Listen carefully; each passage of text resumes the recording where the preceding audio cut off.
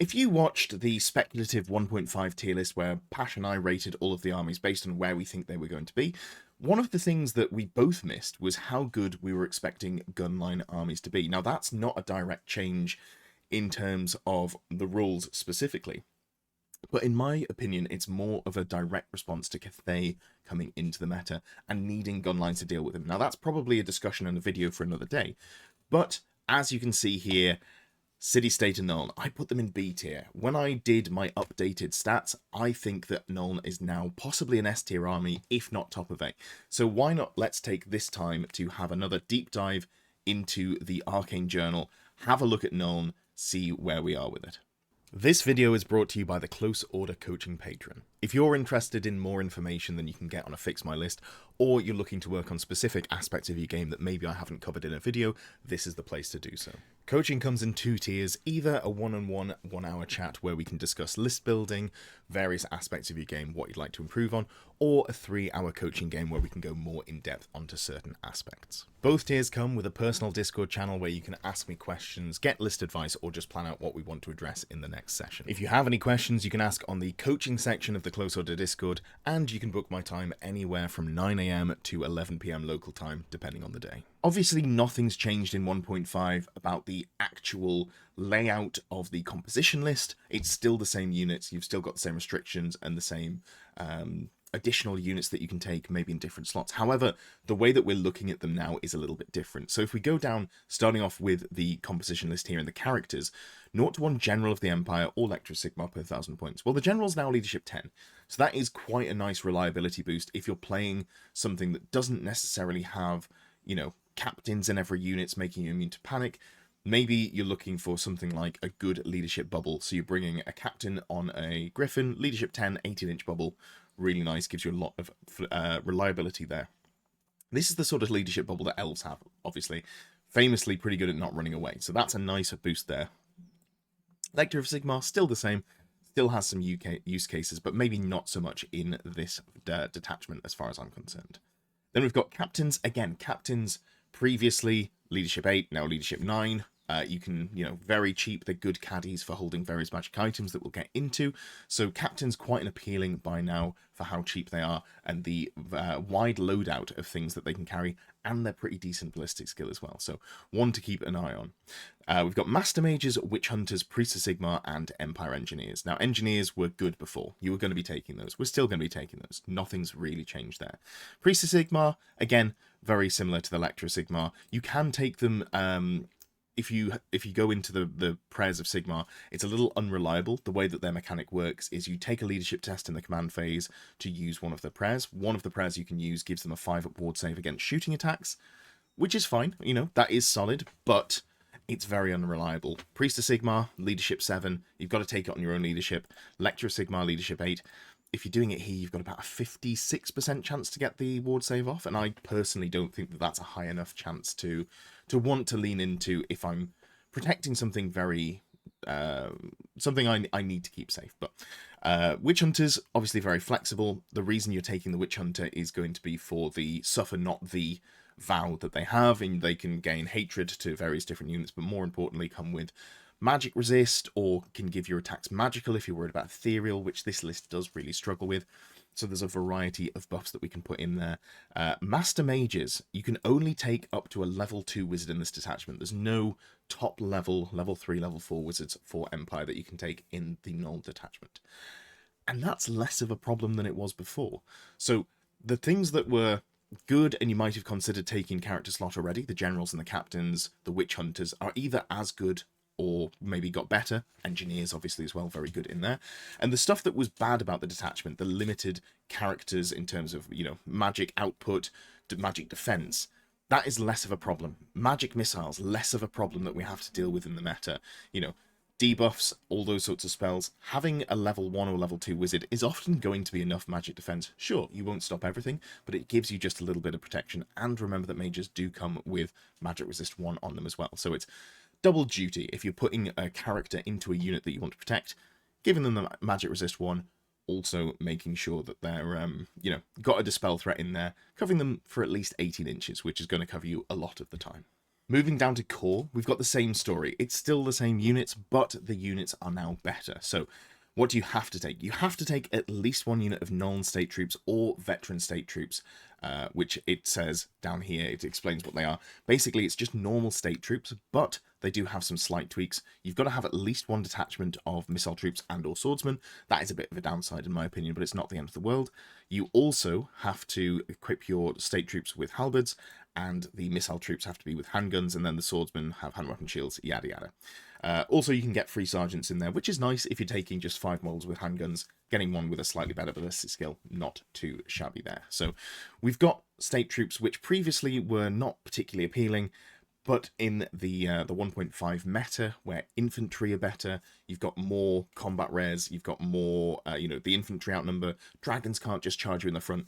They're already a little bit more appealing. And if we have a quick look at the FAQ, state troops and veteran state troops all get Horde. That means that they get a 3rd rank in terms of their combat res. So instead of getting 2 ranks, they get 3 ranks.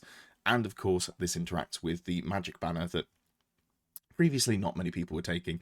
There was some confusion. There was some different rulings about how it worked. But if we look at the Griffin standard as well, in fact, let's just load that one up here.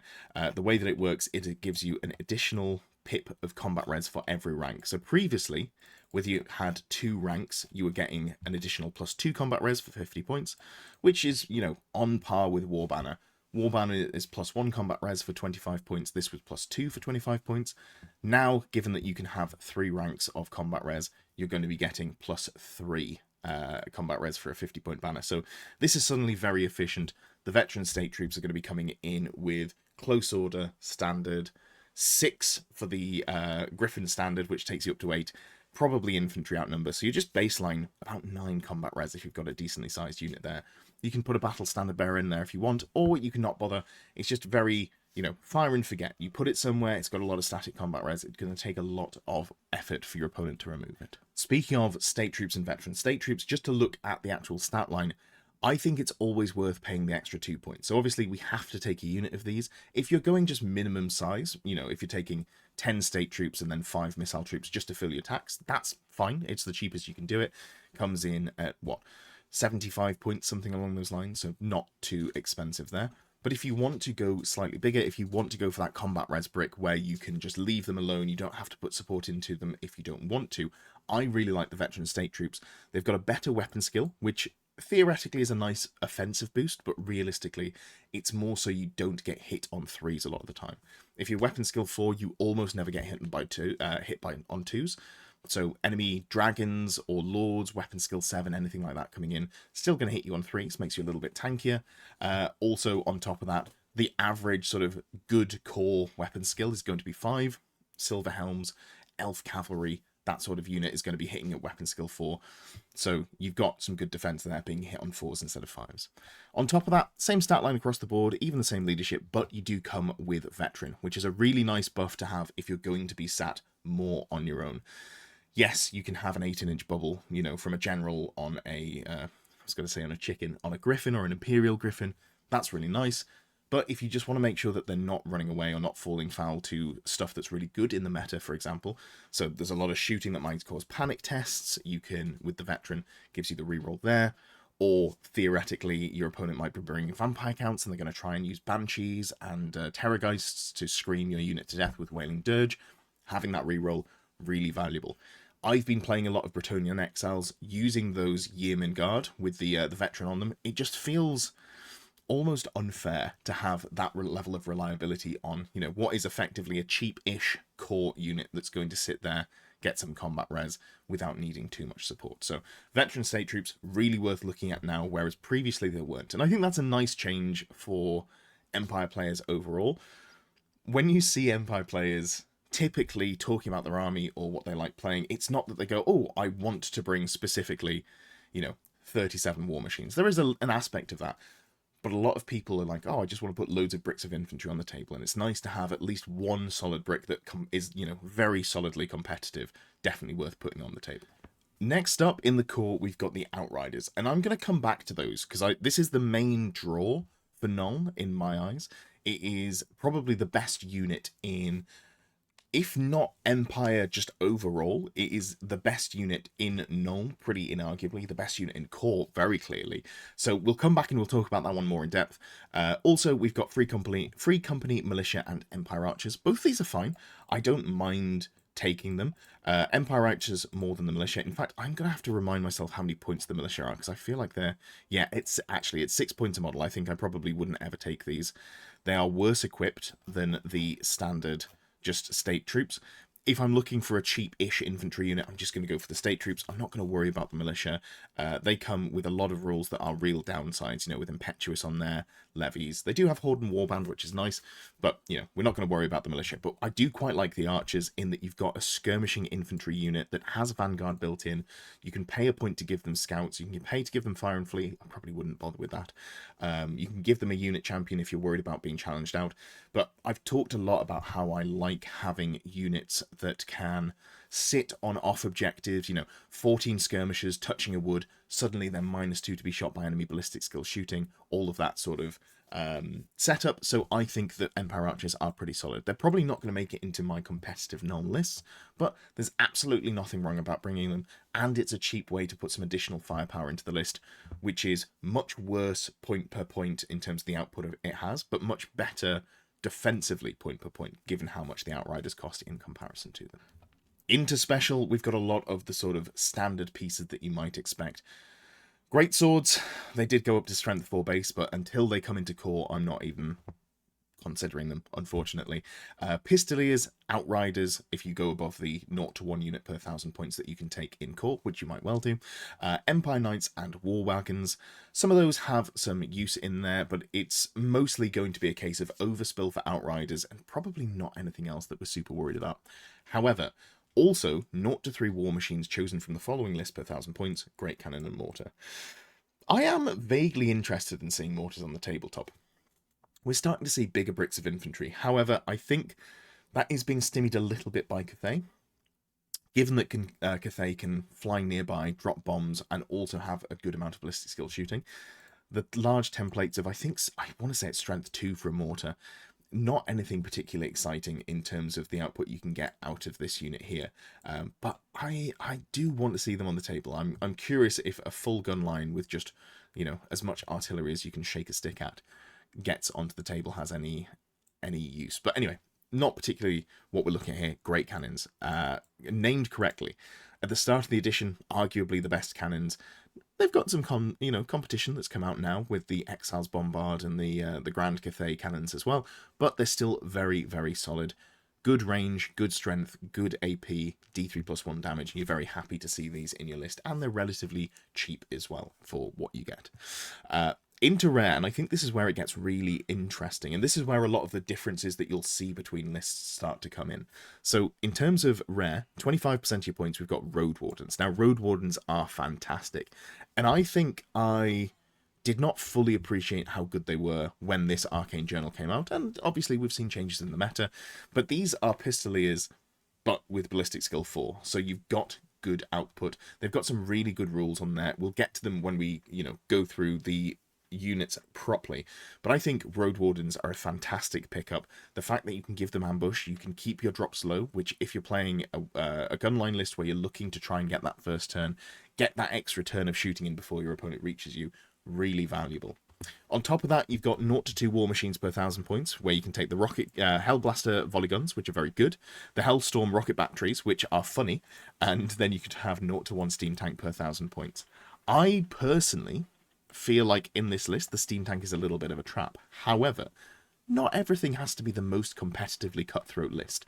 I think you can take a very good competitive non-list. We're going to look at some of the WTC lists, talk about them in terms of what is good, what I might change in terms of singles, what tweaks you might make if you're really worried about playing against Cathay, for example. But the steam tank is... This sort of unit I find is better in pairs. So if you're playing at 2,000 points, taking a single steam tank, I'm not particularly worried or excited by. Now, if you go up to 2,400, 2,600 points, double steam tank immediately becomes a lot more appealing in my eyes. You can go really heavy on cannon fire. You've got some very tanky pieces that can, protect flanks or bully the middle of the board. I quite like the steam tank. if I can only bring one, I find it's too easy to avoid. If I can bring two, I'm pretty on board with that. Finally, there are mercenaries. And normally, I wouldn't give mercenaries a look in, and they're probably not going to make it into what I would be putting in a Nuln list myself. However, there is a character in Empire that makes mercenaries a lot more reliable, and that gets rid of the main issue that I normally have. So what have we got here? We've got Imperial Ogres, Imperial Dwarves, and then Doomseekers, 0 to 2 per 1,000 points. And Doomseekers are an interesting proposition. They're the only one that I look at and go, actually, I'm quite interested in taking these. But we'll have a look at all of these, or, you know, if we get a chance. Maybe we won't look at these two. We'll definitely look at the Doomseekers and have a look at whether they fit into the build. For anyone who hasn't looked at Doomseekers, it's a dwarf unit, only 3-inch move, but it does get an additional charge range, and they don't give up points if they die. However, if they manage to get to the end of the game, the points that they cost, your opponent scores. So this is a suicide unit in the most true and honest fashion. You want to run it towards your opponent, and you want to make sure it dies. When you're playing a gun line, having something like this is quite a... and it's an interesting, I don't want to say it's necessarily strong, it's an interesting way of building, because you're giving your opponent difficult choices. If you put it sort of between your gun line and the opponent's army, and the opponent's army is coming towards you, because obviously they need to kill your guns, you can make it very difficult for them to get around the Doomseeker. However, if you're playing more of a cagey match, it can be a real downside, because your opponent's just going to sit on the other side of the table, avoid the Doomseeker, pick off enough of your points to, you know, maybe you're playing 2 gun lines, you're going to go roughly even on points killed because it's just shooting at each other, and then your Doomseekers lose the game for you because you've got 200 points, for example, that's just sat not actually doing anything, and also, so you've got less efficiency in the shooting, but also not dying, so giving your opponent points at the end of the game. Still an interesting proposition, and if we're looking at this through the lens of not just making the most cutthroat tournament list possible, but what might you want to take if you're trying to build a Nuln list that you enjoy and is fun, and you just want to soup it up a little bit, Doomseeker is definitely something that we can maybe finagle into the list there. Last note, BSBs, just worth noting that you can take an engineer as your BSB. You can still take a captain. Both of those are worth thinking about in terms of what they bring. If you're playing more of a gun line, having the rerolls on leadership can be valuable. If you want to go with an engineer with a BSB and go for a more static gun line, that can be quite nice. So definitely an option to consider. I typically find it doesn't make it into my list. I do worry about my opponent getting more points for catching my BSB, but there's a lot of options that you can go with there. Now, this is where Nuln starts to become an appealing army and quite a good competitive army in my eyes, and it's the special rules that you can layer on top of them. On top of that, once we've looked at these, there's going to be one specific magic item that we're going to look at as well. First of all, big guns, no fear. This is really interesting. And this is a double whammy, and I'm going to give a shout out to Remy from Team Netherlands, who has put me on a nice little trick that you can do with engineers. But we'll start off with big guns, no fear, and then we'll have a look at the actual Empire engineer datasheet. So engineers gain immune to psychology while there are friendly war machines within their command range. Okay, sure, that's pretty decent. If you've got cannons or Hellblaster volley guns, if you've got a backline of artillery, and you've also got a unit, you know, you're going for the big veteran brick, you're going to go with the Griffin standard, you really don't want them to panic, putting an engineer in there just makes the unit immune to psychology, which is pretty fun. You can just avoid the worry that you're going to be shot off the board and panic and run away, you know, run away from the strategic locations that you're scoring points on. I don't think this is the biggest buff in the game. I don't think it's super important. Positioning can be a little bit difficult on it, but it is a nice little trick. And in fact, let's have a look at the other trick we can do with engineers. So, look at engineers. Clouds of soot and smoke. This model is considered to be behind full cover whilst it's within 3 inches of a friendly unit whose troop type is War Machine. So you are always, you know, you can't be targeted, you can't be shot at by ballistic skill shooting because you're behind full cover, you can't be seen if you're close enough to a War Machine. And this is a really interesting rule because given that this model counts as being behind full cover, if you put it into a unit, part of that unit is obscured, and your opponent is always going to be shooting you with light cover because they cannot shoot the entire unit because part of the unit is behind full cover. It's clouds of soot and smoke. This is maybe not an intended interaction, but I think it's very funny. And given the thing that we're making harder to see or harder to shoot is, you know, a T3 unit with a 5-up save against ballistic skill shooting, and it has to be within 3 inches of a War Machine. It's very limiting. This isn't going to make a huge difference, but it does give you some nice protection in gunline battles. For example, if you're playing against enemy gunlines, turn 1, maybe you start your engineer in the veteran state brick within range of, you know, a Hellblaster volley gun or a cannon, something like that, just to make sure that it doesn't panic, and also gives a little bit of ballistic skill cover, the light cover there. Just a nice little interaction. I think that's worth keeping in mind, and you can do this in the Grand Army as well. You don't have to do this just in Nuln. Next up, we've got entrenched positions. So the way this works is you can entrench war machines. They get partial cover, and they are defending a low linear obstacle. If they move, it's no longer entrenched. So war machines, -1 to be shot, you know, partial cover, so light cover, they're going to be taking -1. But also defending a low linear obstacle gives them, so, you know, your opponent loses the charge bonus when they charge you, but also each model only gets to make a single attack. So actually catching and killing, you know, war machines with stuff like a dragon can be very difficult to do, because the dragon's going to go in, the rider's going to do a single attack, the dragon's going to do a single attack, there'll be no stomps. You might not actually kill anyone depending on how you roll, so you can just find yourself locked up in combat with war machines, which is maybe not the end of the world. It's a nice little tool for not getting shot on subsequent turns with your dragon, but yeah, you can find that it takes a lot longer to kill these war machines in combat if they are entrenched, which is not too bad. We've also got the gun limbers, so 0 to 1 war machine per 1,000 points from the following list can take, you know, gets veteran and vanguard for a few points. Now, cannons, I don't think this is super worth doing. You can just stand where you want to stand initially. They've got very good range. They can pivot and turn so that you can start behind a wood and then pivot into the wood to get line of sight. Some classic stuff there. Or you could take the Hellblaster volley gun for 15 points each. And again, I'm gonna give a lot of credit to Remy in this video, because as one of my coaching students, we've talked a lot about his list, and he's shared with me his thought process, and he is very big on the Hellblaster volley guns. I quite like the way that you can use them with veteran, in that if you put them on the line, you can vanguard them forwards, and a Hellblaster volley gun only has a 24-inch range. Now, it's got a lot of output. You're rolling 3 artillery dice worth of shots, base ballistic skill 3, but if you've got an engineer nearby that hasn't used their reroll, you can get +1 to hit as well, so you're hitting on, you know, theoretically 3s, or, you know, 4s if we're talking about long range. There's just a lot of output in there, and being able to shoot with them turn 1 because you've vanguarded forwards is really nice. Or, if your opponent is getting very aggressive towards you, you can vanguard backwards. You don't have to be aggressive with them. So I do like this as a pickup for Hellblaster volley guns if you take them. I'm not sure that I'm personally wanting to put them in my list, but if you do, I think this is a really solid way to use them. And probably the 2 war machines that I'd be putting on Armor Hellblasters if I've got them in my list. Next up, we've got Handgun Drill. Once per game, each detachment of state missile troops in a city-state of Nuln army can fire with 1 additional rank. This is flavorful. I don't think it makes much difference. I'm not going to be taking detachments that are in 2 ranks, realistically. Maybe I'm just taking 5 models. I don't think this is particularly much of a rule. However, it's fun.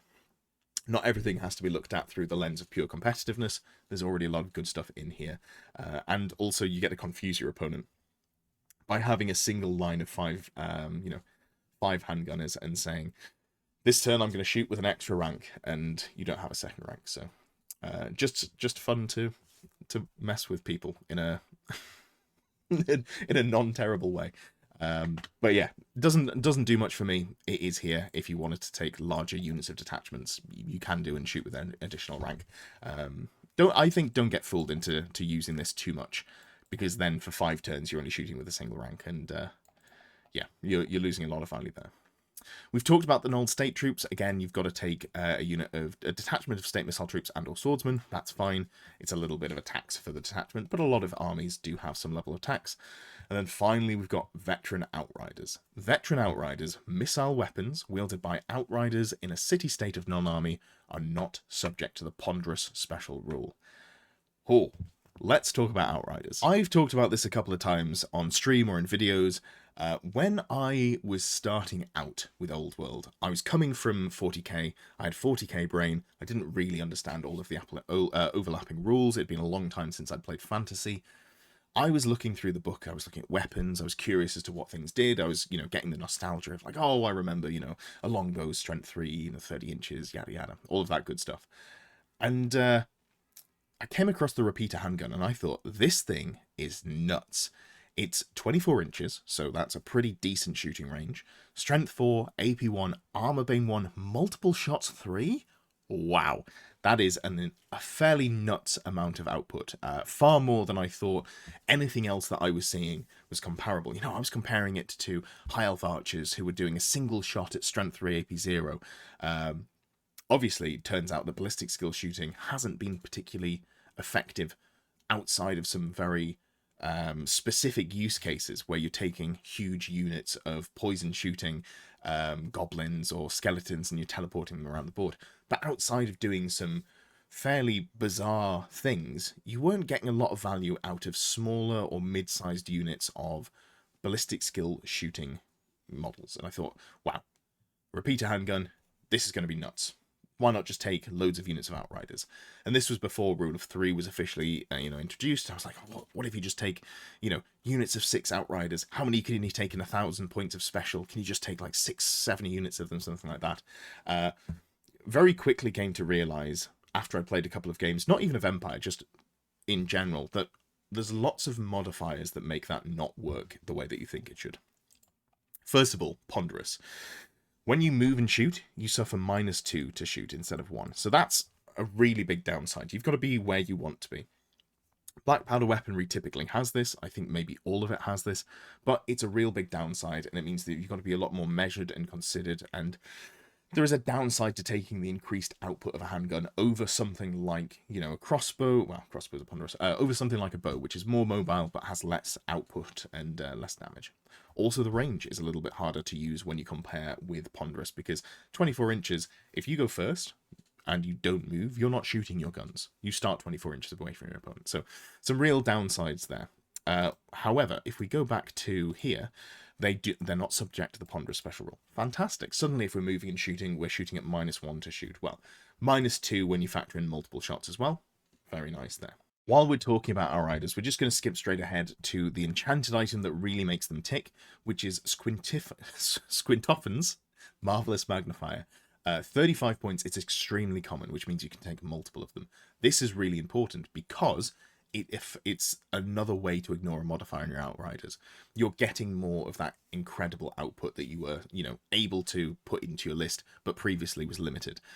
You can only take it in Nuln, so you can't do this in Grand Army. The Bearer is a magnifier. The Bearer and any unit they have joined do not suffer the usual -1 to hit modifier when shooting at long range. This is really nice. This is going to go on some sort of character that you're going to join to the Outriders and let them shoot, basically always at worst at a 5. If you've moved, it's a 5. If you haven't moved, it's a 4. Obviously, there's cover modifiers, but if you can move and shoot and you're on a horse, you're a lot of the time going to be able to avoid shooting with, any ranged penalties in there. So really strong. Let's have a look at the Outriders themselves. Just starting off as a points comparison, 19 points is incredibly well costed for what they have. So to compare them, for example, to Illyrian Reavers, who come in at 19 points if you give them short bows and you also give them skirmish. You've got Blade Riders, which come in at 19 to 20 points, depending on what you equip them with. 19 points for a light cavalry unit with ranged output is very good, and their ranged output is very good. And on top of that, they've got good movement, not quite as good as Elf, movement. They're only movement 8 instead of movement 9. That's pretty acceptable. Movement 8 skirmishing unit are, that's just a lot of mobility on there. They come with more output, but also, importantly, they come with heavy armor. Having played a lot of Dark Elf Dark Riders, which is the Dark Elf light cavalry and core, comes with repeater crossbows, cavalry spears, shields, and light armor. Having that 5-up armor save is surprisingly tanky. Now, obviously, you're not going to face up to a concerted effort to remove you, but it takes more than just a stray fireball or something like that to really ruin your day. You'll find that you've got a lot more tankiness in that unit than you feel like you should, and on top of that, they're still coming in with basically an elf stat line. Yes, they're weapon skill 3. Don't charge for them. That's not what they're here for. They've got ballistic skill 4, which I think is a little bit nuts, given the amount of output that they have. And I think it's probably mostly ballistic skill 4, even though they're a human, because of the amount of modifiers they previously had to deal with. But in Nuln, we're stripping away a lot of those modifiers. So instead of hitting on, 4s natively down to 6s or 7s or 8s, we're now hitting consistently on 4s and 5s, as previously mentioned. When we're layering the lack of ponderous and the ignoring long-range penalty, there's a lot of good stuff that we can do here with the Outriders. Equipment-wise, obviously they all come with the base repeater handgun, and you can then upgrade your sharpshooter to have a grenade launching blunderbuss, which is 10 points per model. This is just an objectively better weapon than the repeater handgun in every way. When I did the initial Empire week, which I think was the first week that I did a video every day following a new army release, but you know, I talked about the maths on it. It's just better. Yes, you have cumbersome, so you can't stand and shoot with it, but you are a better AP. You're AP 2 instead of AP 1 and armor bane 1, so it's as if every wound roll rolled a 6.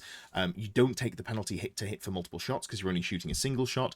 Your ballistic skill 5. You're ignoring most modifiers because you've got, you know, the Nuln, ignoring ponderous, ignoring long range from the squint-offens. So you're going to be hitting on 2s a lot of the time. If you hit, you do D3 plus 1 hits, so your theoretical maximum output is higher as well. It's just a really good weapon. However, it costs 10 points on top of the 6 points per model for a unit champion as well. So you've got to weigh up, do I want to spend 10 points for what is you know, objectively an upgraded weapon? Is that worth it to me? I think for me it is, but I can see an argument that I'd rather just take, you know, across 3 squads of Outriders, 30 points, that's 1.5 Outriders, or even just 2 squads of Outriders. Would I rather have one, you know, for 16, 32 points? No, yeah, let's say you got 3 squads of Outriders. That's effectively 3 additional Outriders or 3 sharpshooters with grenade launching blunderbusses. I think it's a choice to taste. You also don't get to stand and shoot, but you do come with a pistol, so you still get a single shot with the sharpshooter. I'm taking the blunderbusses every time, I think. And until I put this army on the table enough and I find that I need the stand and shoot output, I think I value the additional reliability of the blunderbuss.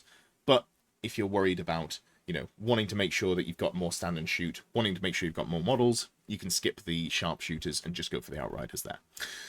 Other rules that they've got a frankly ridiculous spread of rules as well. They've got Vanguard, so yes, they've only got 24-inch range guns, and yes, they only take -1 penalty for moving and shooting, but maybe you don't even have to. Vanguard, you know, move forwards 2 inches at the start of the game so that you're still keeping your opponent at arm's length, but you're able to shoot them pretty handily. Fantastic stuff there. Fire and flee, always good to have fire and flee on a fast missile, you know, light cavalry unit with skirmisher that wants to be getting up into your opponent's face, or at least threatening to be close and shooting. Sometimes you don't want to be, you know, you can move 8 inches, still be in your opponent's charge arc. When they charge you, you fire and flee backwards. That can be pretty safe. Instead of just having to march out of their arc, losing a turn of shooting, you in fact get another turn of shooting. So fire and flee, really, really solid. Open order and fast cavalry is pretty nice. You can use that if you want to be in open order instead of skirmishers. I'm not really sure why I ever would. I'm struggling to see any real reason to do that, but maybe there's something I'm missing. If there is, let me know down in the comments, because maybe there's some sort of interaction that I just haven't dreamed up here, where having them in open order would be good. And obviously, because they're fast cavalry, even if you march them, you're able to get a pivot at the end of the move. So it just gives them a lot of flexibility there with their movement. They've got skirmishers. Again, this is my preference for a shooting unit. They've got swift stride, which is really nice in terms of, yes, you're probably not charging with them, but when they flee, it gives you a lot more reliability. You're going to get further away. That fire and flee, instead of just being, you know, fallback in good order, or the highest of 2d6 on the dice, it's the highest of 2d6 plus swift stride. You can pretty consistently get away from infantry. Anything that doesn't have swift stride, you're like, I'm near guaranteed to get out of range of. So there's a lot of good stuff in there.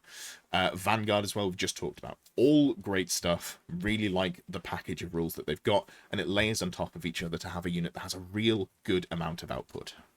Basically what Pistoliers should have been. They don't have Impetuous, they have better ballistic skill. They're basically just Outriders, but instead of having, you know, big guns, they've got 2 little guns. They come default with crossbows. That's fine. I'm just changing them for pistols every day of the week. I really value having the mobility, getting up into a flank, being able to unload with the pistols, being annoying, moving around, getting to that baggage cart, you know, threatening to destroy it, getting into the back lines, being able to charge into enemy war machines. Yes, they are only, humans, they're only strength 3, but they've got a brace of pistols, which counts as an additional hand weapon when you're in combat. So each model's going to be making 2 attacks each, plus 1 additional attack for the warhorse. You can probably win a combat into most, artillery. Maybe not Cathay cannon with an ogre loader. That might cause you some issues, but I'd still, give it a go. See if you can deal with them there. Otherwise, options, you can have Captain Musician, just the same. You can give them Feigned Flight for a couple of points per model. I think this is really worth paying for if you can afford it. Again, you're going to be a lot closer. You're a lot more likely to be charged than you would be with the Outriders. Outriders having it for free is fantastic. Road Wardens having to pay for it does hurt a little bit. It does put them up to 21 points per model by the time you give them Bracer Pistol and Feigned Flight, but I really think it's worth doing. The captain can have, when you're paying for the bracer pistols, you don't have to pay 2 points here. It's been clarified, I believe. It's only, you pay a single point for the entire unit. This is just if you've got the crossbow, you pay extra, so don't worry about that. But also you can upgrade their vanguard to ambushers or scouts, and this is where I think a lot of the value comes in. Ambushers means that you can have additional units in your list without increasing the number of drops, and you don't have to put them in ambush. Yes, it sucks that you lose Vanguard if you do want to deploy them on the table. Say your opponent's playing Beastmen and they've got 12 drops and you're not really worried about putting stuff into reserve. You're worried when it comes on, all of that sort of stuff. In this case, just putting them in, on the table, not having the Vanguard is absolutely fine. You can always just move forwards and shoot them on turn 2. Scouts, not a bad choice as well if you're really worried. If you're less worried about gun lines and you want something to deal with the Green Knight, for example, stopping them from coming into a mid-board piece of terrain, this is a nice unit to do so. But for me, I'm always looking at ambushers on this unit. I think it's a really good use of it. Shout out to Dave, Team England's Dave. This is something I wasn't allowed to talk about. Post 1.5, this is not when the journal came out. But Dave has been playing pretty heavily with the Road Wardens and doing very well with them. So a lot of my appreciation for how well they do and how well they suit the list comes from him. So I do have to give him a shout out there. Last but not least, in terms of the Empire units we're going to look at least, General Hans von Löwenhacke. I think this is a seriously slept on choice. And when we look at the WTC lists in a second, you're going to see that only one person, Remy, Team Netherlands, has taken General Hans. I think that he is incredible, frankly. Yes, he's 190 points, and what he brings is you're basically paying 190 points to give yourself +1 or -1 to the roll for going first. But I think when you're playing a full gunline army, being able to near guarantee going first by having low drops and also having an additional +1 is such a good piece of consistency. It's so hard to give up. If you roll, a 3 on the dice, you're not guaranteed to go first. I need to run the numbers on if you've got +2 to your dice roll, how likely you are to get the first turn, but it's going to be very significantly up there. It's something like 65-68% when you've got a +1, so having that +2, really nice efficiency boost, and it means you can be a little bit more offensive with your Vanguard moves. If you're going to Vanguard forwards with the Hellblaster, if you're going to Vanguard forwards with the Outriders, you can do so feeling pretty comfortable that you're going to be getting the first turn, or at least the choice of first turn. Remember, with a lot of scoring in the game now, there's some end-of-game scoring as well. Maybe you just want to go second. Maybe your opponents are deployed very defensively, and you can get that +2 to the choice, and you get to make them go first, move out into the open, so you're not wasting your first turn of shooting. There's lots of options, lots of flexibility here. What else does he bring you? Well, this is the character that I alluded to, where if he's the general, friendly units with the mercenary special rule can use his inspiring presence, which is nice. Maybe joined by him. Nice as well, although I haven't actually found any units. I'm super interested in doing that. But also, they're not subject to misbehaving mercenaries. This is the big reason that I don't typically like mercenaries. There is another reason now, which is mercenary units are not core. So if you're taking, for example, mercenary infantry, they're not scoring you any points. But you can take them, there's some flexibility there, and they're not likely to be nerfed in some way because you've taken them from another book. In fact, let's just have a look at the misbehaving mercenaries table. Okay, so just for anyone who doesn't know, it's not a huge downside, but for each mercenary, at the start of the game you roll a d6, and if you roll a 1, they have to roll on the misbehaving mercenary table. So it's a 1 in 6 chance to have a downside. So it's not a huge chance, but I really value consistency in my armies, and having a chance to just be, theoretically getting stupidity, which, already was bad, but in 1.5 is even worse. -1 to movement and initiative is pretty horrendous. Ambushes, but they can only come in on turn 2 on a 6. So you might not even get the unit, or in a 6, -1 to leadership. This is the least bad of the lot, especially if you, well, I guess you wouldn't be able to Inspiring Presence them without General Hands, but I worry about the table here, and having General Hands, just getting rid of that issue means that I'm pretty happy to put, or at least consider putting Mercenaries into my list. Remember, the Mercenaries that we've got options to, 2 of the 3 options are Dwarves, so if you roll that -1 movement, only having a movement stat of 2 is backbreaking. That is horrendous. So it does actually matter quite a lot when it comes up. Well, what else does he bring you? He's got quite a lot of stuff on there as well. So he's got some rules that come in line with the Empire Captain that we'll look at in a second. But you've got Strategic Mastery, we've talked about, +1 -1 to the result of your roll. He's got a 5-up ward save and immune to killing blow. So he's already pretty tanky by, infantry character standards. He's got 3 wounds, T4, with full plate and the Griffin Helm, which gives him just the ward save, sorry. So he's got a 4-up armor save and a 5-up ward, but then he's also pretty decent in combat. Weapon skill 6 is okay, 4 attacks, strength 6, AP 2, multiple wounds 2 is quite nice. And also it's a source of magical attacks. This is a faction or an army of infamy setup that can be a little bit more vulnerable to ethereal. Yes, he's very static in terms of his output, but it just gives you a little bit of defense. Your opponent's not going to, charge you in the flank with a unit of hex wraiths or something, and suddenly you're just stuck there for the rest of the game because they stop you from having loads of combat res, and it's a terrible time for you. So having some magical attacks in there, all wrapped up in a 190-point unit. The fact that he's leadership 9 is a little bit of a shame. I think he probably should have been FAQ'd alongside the regular General of the Empire to be leadership 10, but that aside, I think he's a pretty solid package and definitely worth considering when you build your list. The other rule I just very quickly want to highlight, both for General Hands but also for Commanders: hold the line. This character and any unit they have joined automatically pass any panic test they're required to make. This is quite nice. Look, at a captain is 45 points. They now come in at leadership 9. You can put them on a horse for, was it 12 points, I think, if we're talking about the Barded Warhorse, sorry, the Empire Warhorse, the one that can go in with the fast cavalry.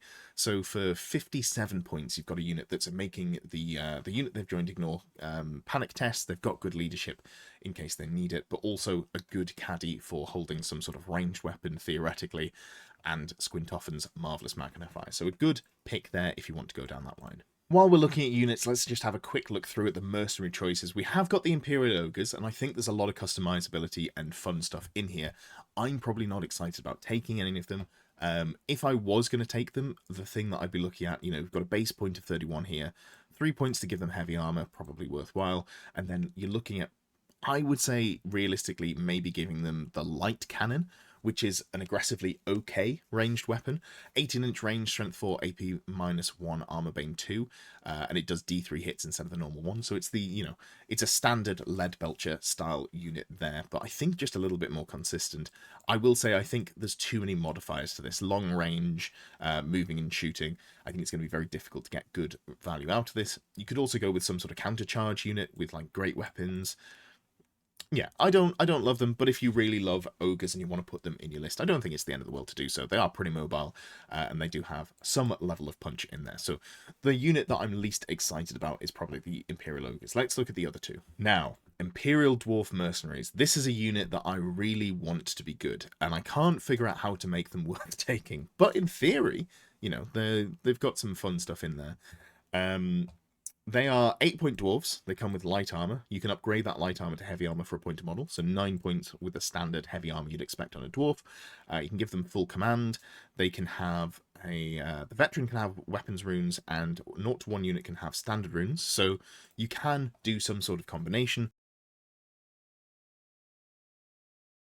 You're taking standard runes, giving them a war banner, even though you've got a war banner elsewhere, the rune of battle to give them +1 combat res. You can do stuff like that. They've got some decent rules in that they've got shield wall here as well. You can give them veteran, give them drilled. I'm not 100% sure what their job is. You can make them 10 points a model with heavy armor, shields, hand weapons, but then they're non-scoring core infantry, or you can give them crossbows or handguns. But they're very expensive for what they do, and they only have ballistic skill 3. So I think this is a little bit of a confused unit, and I'm not sure that I particularly want to put this in. But again, if there's any fun combinations that you can think of with the Imperial Dwarf Mercenaries, do let me know, because it's the sort of thing that I think would be really fun to have in some sort of combined arms list with Empire and Dwarves. I just haven't been able to suss out a combination that makes me go, actually, I want to spend points on that. Last, but certainly not least, we have the Doomseekers. Now, this is the unit that I can see actually going in. When I talked about it previously, saying, you know, if you've got a gun line, having some sort of melee threat that when it dies doesn't give up points, it can be a bit of a roadblock. That's not a bad place to start in terms of how to defend your front line. I think this is an interesting build you can go with. 50 points for a character is not too shabby. Obviously, you can protect it from shooting. Not that you particularly care about it being shot, but you can lone character protect it. It is very slow in it. It's a dwarf. It's a decent weapon skill, strength 5, 2d3 attacks, and it comes with a hand weapon, and you can give it 50 points of magic runes, and then there's just a whole load of rules that they stack on top of it. So you get additional charge range and charge modifier range. You're not going to make consistently anyway a 12-inch charge, but you can declare it, so it makes your opponent have to respect you a little bit more. You get impact hits, which are you know, whatever runes you put on the weapon, you get the additional effect there. So if you put AP on it, you get some AP there. You always wound on a 4+ regardless of toughness. I think these are all good rules. You've got, you know, MR2, so you're not going to be magic missiled off the board if your opponent does decide to go for you. You've got Vanguard to get up the board a little bit. Death Blow, when you die, you theoretically do a wound to your opponent, and then you can stack the runes on top of it. I'm not going to necessarily go through the builds here, but there's a lot of stuff that you can put on them in terms of runic tattoos and runes there. So you might give them additional attacks from the Rune of Wrath. You might give them weapon runes to give yourself AP. One of the other things that you can do is the Master Rune of Alric the Mad, I think it is, if I remember off the top of my head. That means that you just ignore armor saves entirely. I've definitely got that one wrong. Apologies to the dwarf players if I have got that one wrong. You also have here Rune of Endless Battle. Each attack that causes an unsaved wound, allow it to immediately make one additional attack. So theoretically, this model, if it rolls well, can be an absolute blender. And the points that you spend on it, as long as it dies, your opponent doesn't score. So there's incentive to tool it up here. And I think it's a fun one to put in. Again, it's not necessarily the direction I'm going in, but if you're looking at Nuln through the lens of, I'm trying to make a good Empire list without necessarily looking to win a tournament, I think it's a fun inclusion that you should really consider if you like thematically the Doomseekers, if you like the models, if you want a fun painting project there. Normally in this part of the video, I'd go through, build a list and discuss the decisions that I'm making, but we've got the WTC Clash of Nations coming up in just a couple of weeks. Why not use this opportunity to have a look at what the best players across the world are putting into their lists? Yes, this is a teams format, so there are some differences that people are going to be looking at. I'm going to talk about that as I go through, things that you might want to change if you're talking about singles, which is going to be a lot more applicable for most people as well. But let's go through the 6 armies here, and we're going to start off with Dave Brewis, who is England's Nuln list player, having a lot of success with the Empire guns that he's bringing. So one of the big differences that you're going to see, there's 2 or 3 major decision points that you're going to find in this list building for competitive Nuln lists anyway. Are you going to go with just 2 squads of Outriders, where maybe you go for a couple of bigger squads and you don't go for a 3rd squad? Or are you going to go for 3 squads, keep the units a little bit more nimble, easier to use on the tabletop? Both have their merits. One of the big downsides of going for the 3rd unit here is it gives you an additional drop on the tabletop, which makes it a little bit harder to get that +1 to go first. In a team's environment, if you're not going into enemy gun lines, for example, maybe you're less worried about having lower drops. Lots of armies are going to be bringing, 6, 7, 8. If you're playing against Beastmen, 12, 13, 14. Maybe you're not too worried about how many units you're going to be putting on the table in a teams format. In singles, I think I would maybe lean more towards a couple of bigger unit of Outriders. But that does have downsides. It does make them harder to use on the table. They are a little bit more clunky, harder to get out of charge arcs, harder to get, all of them shooting without the benefit of cover for your opponent. So definite considerations to make there. But he's gone for 3 units of Outriders, sharpshooters, repeater handguns, musicians. Again, we talked about the Blunderbuss. The Blunderbuss is better, but it saves him 30 points here. So it's a big efficiency cut in terms of being able to squeeze more things in instead. In terms of the other decision here, we've obviously got the triple cannon. We haven't got any Hellblaster volley guns. The rare slot is where we're going to see another big swing in terms of efficiency or choices. And in this list, he's gone triple cannon. That's going to be pretty standard across all of them. Cannon's just very effective. Double Empire Road Wardens. Talked about these already mentioned that Dave likes them, keeps the drops low. You've got, you know, the Bracer Pistols, the Repeater Pistols, the Captain the Musician. Haven't gone for the Feigned Flight. They're probably just too expensive. You know, it's an extra 20 points there. So between not going Feigned Flight and not going for the Grenade Launching Blunderbuss, that's 50 points shaved. So you can buy quite a lot of upgrades or tweaks when you go along that sort of line there. And obviously, giving them ambushes, keeping the number of drops low. Into the actual brick here in terms of the Nuln State Troops, he's just gone minimum. He's not too worried about standing on objectives, getting a lot of points there. So he's got a squad of 10 with 5 State Troop Swordsmen. So there's 10 there with halberds and then a detachment of 5 models that have got hand weapon and shield.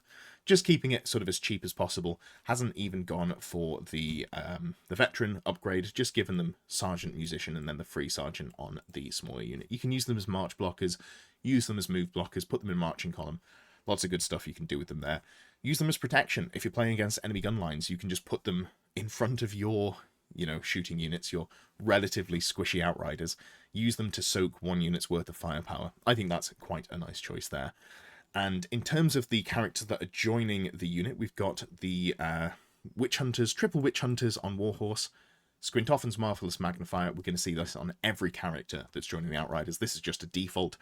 2 of them with Suffer Not the Witch, and 1 of them with Suffer Not the Demon. Witch giving you Magic Resist 2, Demon giving you Ethereal attacks. And the Ethereal attacks just give you the ability to deal with, you know, Hex Wraiths, Banshees, Green Knight, anything ethereal that might come up. There's a couple of armies that can bring it, and you really want to have that in your list so that you're able to just, you know, have the solution to those threats. Paired up with a Master Mage here, level 1. Master Mage does have MR1, so 2 of the units are going to have MR2. This unit's going to have MR1. Also, Wizard Familiar, giving you a little bit more efficiency on the dispelling. Just some nice choices here to make sure that you're not being run over by magic missiles or similar, and having a decent level of resistance to magic output there.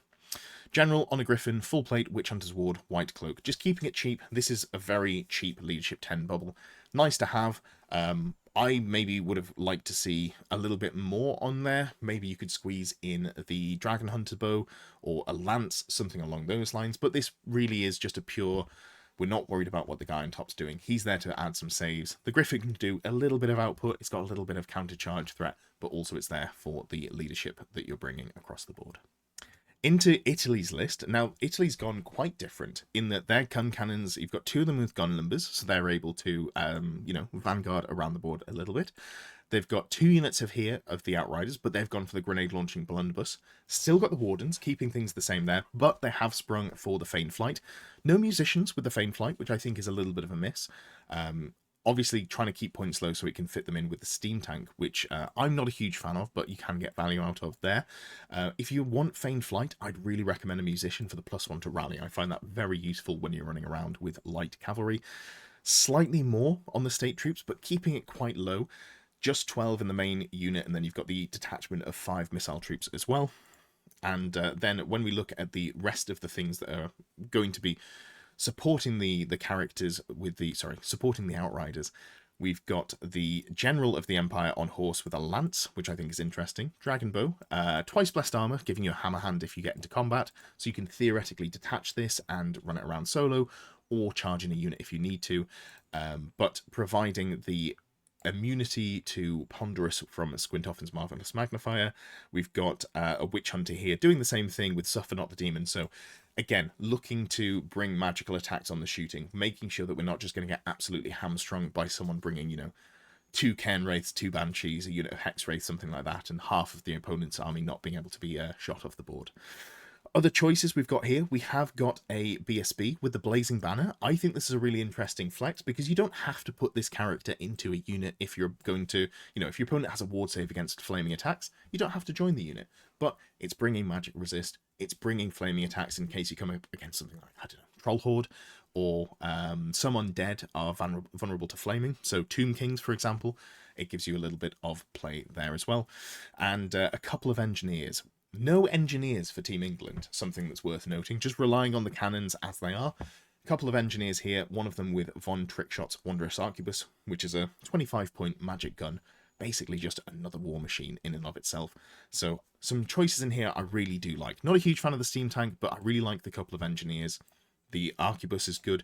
The Flaming Banner I think is a really cute choice. I assume this is specifically part of the way they've tooled up their list is to deal with undead, so they've got the flaming attacks in there to deal with certain threats.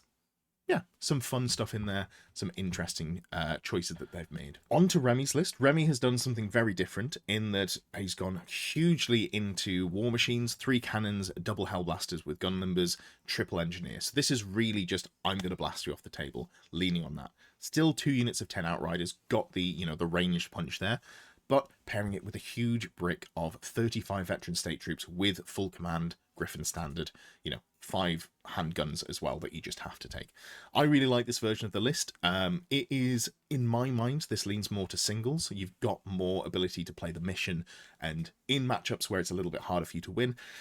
Undead, for example, because you've got to kill entire units of undead, otherwise they just get rezzed back. In that sort of mission, having something that can sit stodgy on an objective, really nice, gives you more wiggle room. You're not going to immediately just lose the game by 200-300 points as you run around the board, unable to fully kill any units. Triple Engineer, as mentioned, going with the cannons, and then the character that he's joining to his Outriders, he's gone double Captain of the Empire, and this is a choice that he's gone with because he really didn't want his units to be running off the board. Putting the captains in there, having the rallying cry in case you need to rally, you know, one of the units if they've fire and fled, but also just having immunity to panic on there is really strong. Also, as mentioned, General von Löwenhacke, no big leadership 10 leadership bubble, so going with the captains makes a lot of sense to give the leadership 9 in the 2 places that you might be more likely to run away. Next up is Poland, and Poland's approach is, I think, to try and squeeze every last drip of efficiency out of every single piece that you're bringing. A lot of the previous lists that we looked at have characters that can buy guns but haven't done so. They're just there to provide the buffs. We're not worrying about spending an extra 5 or 10 points and just getting a little bit more efficiency. Poland's going, if I'm bringing a character, that character's going to interact with the game. I'm going to make the use out of every single piece that I have, and I think that's an interesting approach. So there are some sacrifices. We've got, you know, 33 state troops, so it's 27 in the unit, which is smaller, and then 1 small unit of handgun missile troops as well. So a smaller unit here, a little bit more vulnerable to losing combat res by losing models, but it's still pretty beefy. Then all of our characters, we've got the captain on a warhorse with the dragon bow, so that's bringing, you know, a single strength 6 multiple wounds 2 shot. 2 engineers, both of them have a long rifle for a single long range shot as well. Ruby Ring of Ruin, quite nice to have, just an extra little bit of ranged output. Interesting, we don't see the Ruby Ring of Ruin more across the other lists. It is difficult to fit in, you know, but in a list where all you're doing is trying to kill your opponent, you're bringing as much range damage as possible. I think I'd like to see the Ruby Ring of Ruin in there more, so I really like this adaptation from Poland. We've got a Master Mage as well, level 1, Demonology. Again, we've got the Summoning, we've got another Magic Missile. We're trying to squeeze more range damage out of this list. And then even the Witch Hunter, which is Suffer Not the Witch, so giving you the magic resist there, coming with a brace of pistols, so you theoretically get another couple of shots up at close range. So I do like those choices. 1 unit of Road Wardens is still pretty nice, and they've gone for the Feigned Flight Ambushes. Again, I'd really like to see the Musician in there as well, given that we're Feigned Flighting, theoretically running away. Getting that +1 to rally would just be really nice to have. But as you can see, it's a list that is really just strapped for points. Only a Musician on 1 of the unit of Outriders. They're going to have to make cuts somewhere. Owen from Wales has a list that looks, I think, the most different just in terms of the base makeup of the army. There's a single Hellblaster volley gun in there. There's still the triple cannons, don't worry, that's going to be just there all of the time. But then we're going Priests of Sigmar as well with the Squintoffen's Marvelous Magnifier. Priests of Sigmar do come with Magic Resist 1 on there, which is pretty nice, but it also combos, you've got that prayer that I talked about at the start of the, start of the video. Yes, it's unreliable. You're only getting off on a 7. But I guess theoretically, if you're worried about the shooting, you can cast the prayer in your command phase, and then you know whether you need to be more offensive or defensive with your units. If you get the prayer off, maybe you just move that big brick of Outriders up the board. Maybe you cast the prayer with both Priests of Sigmar, one of them gets it off, and it's on the smaller unit, not the bigger of a unit of Outriders, and you just move the priest from one unit to the other. Maybe that's an adaptation that you look at. You know, there's a lot of stuff that you can tweak here. I don't personally love the priests for the ward save, but I understand why you might put it in, and this is a list that's maybe more tuned to deal with enemy gun lines, or anything that's got incidental firepower that you're worried is going to take away your efficiency at picking up their army first. Triple cannon again, big unit of Outriders, 2 small units of Outriders, going big on the grenade launching blunderbusses, really like those there. Suffer Not the Demon, looking at that magical, magical attacks for the unit that it joins. Because you've got 2 different sizes of unit, you can just say, oh, I'm playing against something that needs to deal with magical, needs to deal magical attacks. Maybe you're playing against Troll Horde or Demons, and having magical attacks really hinders their defenses. Putting it into the squad of 13 there, really nice. If they've got, I don't know, a Green Knight or a single Banshee, you just put it into the unit of 7 Outriders. You're less worried about it there, but it still gives you a little bit of flexibility. We are seeing a Griffin here, an Imperial Griffin this time, a more juiced up version, and this is a fairly standard, twice blessed armor for the full plate with shield, white cloak for the ward save, and then a lance. It's got hammer hand, it's got some output, just a pretty solid all-round character, giving the leadership being a nice countercharge threat there. One thing that I do think is really interesting is this character, and I'm interested that we don't see this Captain BSB being one of the Squintoffin's Marvelous Magnifier units. You do lose out. You don't get the ward save from the priest, you don't get the magical attacks from the Witch Hunter, but given that you've got 3 of them, maybe you just go, put a single character in there. It's a lot of points to double up on. However, getting Armor Bane 2 means that, yes, you're not going to be doing, if you're shooting into skeletons, you're not getting a lot of value out of that. But if you've got 13 models that are shooting into a dragon with a 3-up save, you're only wounding on 6s anyway. So each wound there goes from AP 1, base, adds the Armor Bane 1 and the Armor Bane 2, AP 4 on 6s to wound, which is output that even Sisters of Avalon blush at. So definitely something to play around with there.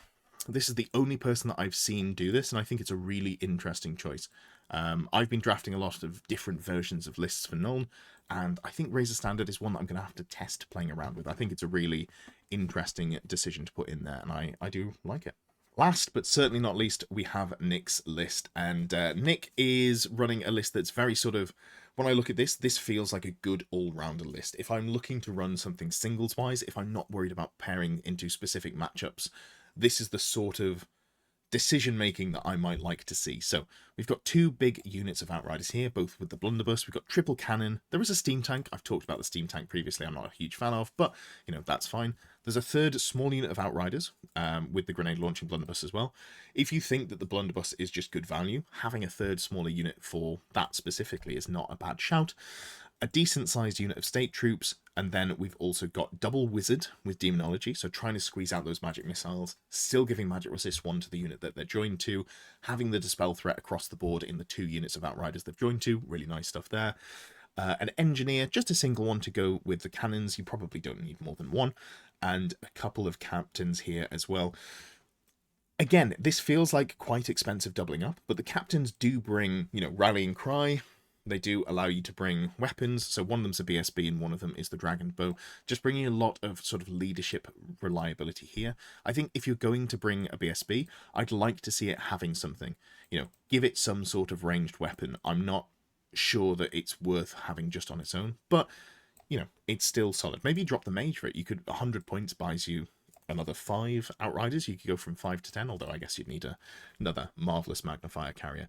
But yeah, some good through lines through all of these. We're seeing, obviously, at least 2 units of Outriders. We're seeing cannons in every list, but then there's some interesting changes as well. Different characters, and I think it's in a fun state to think and talk about Nuln, where we don't have a solved list. We're almost 2 years into the game, like 18, 20 months into this edition being released. Some armies are just solved, and they're a little bit boring to talk about. So having something like Nuln, which is a relatively new emergent faction that's doing well, seeing the differences in people's lists, seeing that there isn't like a certain solved way of playing them, I think that's really fun. What's your favourite version of Nuln? What are you bringing? Is there anything in here that you think is being overhyped? Anything that you really, value more highly? What characters do you go with? I know that I've been putting Hans von Löwenhacke in all of my lists. I just think that +1 to go first is so valuable. Am I going to build a Nuln list? I don't know. Maybe. I'm kind of sick of paying humans. I'm working on my Bretonians at the moment. Might change it up and do something different. paint some skeletons next. But yeah, really do like the Outriders. I think they're a fun unit. You get to roll a lot of dice, and obviously they're very good in the meta at the moment. Thank you for watching. Thank you for getting to the end of the video. If you've reached this point and you haven't already, I would really appreciate a like, a comment, a subscription if you haven't done those things. It just helps me get seen by more people, boost me up in the algorithm, all of the stuff that the YouTubers do like to say. If you would like to support me in my goal to become a full-time YouTuber, I would absolutely appreciate that. You can become a member below. There are various perks to those, name at the end of the videos, all that good stuff, but it also unlocks some VIP areas in Discord if you become a Longbeard or Grey Knight tier supporter. Those VIP sections are the only parts that are locked away in Discord. You don't have to be a member to join the Discord. I'd recommend that you should.